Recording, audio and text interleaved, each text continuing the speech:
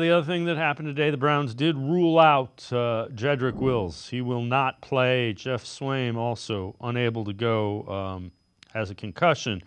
So it will be Jermaine Ifedi to get started at left tackle against the Steelers. And Jedrick Wills, you mentioned Deshaun Watson. Wills is the one pick Barry made in the first round, top 10.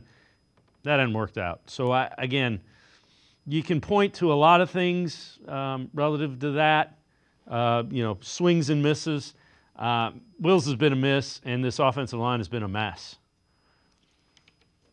Yeah, and I think this year in particular, with Bill Callahan gone, it's drawn even more attention to that group and made you wonder, like, was it more about the picks that Barry was making and the signings he was making, or was it more about the coach that used to be here?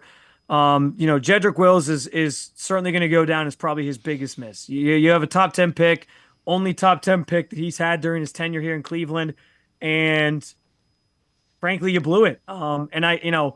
You can look back at that draft and be like, well, they could have taken this guy, they could have taken that guy. I think that becomes kind of like a pointless process in some regard. But yeah, like Jedrick Wills was supposed to be like the knock it out of the park pick, the guy that could sort of be, even if I don't know that he should have been labeled with the expectations of replacing Joe Thomas, because that was never going to be an easy thing to do. But you thought he'd at least come in and sort of hold down the fort there and be somebody that could be at that spot for years to come. And that just hasn't come to fruition. I think this year in particular has sort of signaled that they're ready to move on from him. He won't be back next year. And yeah, like they're gonna Andrew Berry's gonna have to kind of wear the fact that he missed on that one big time.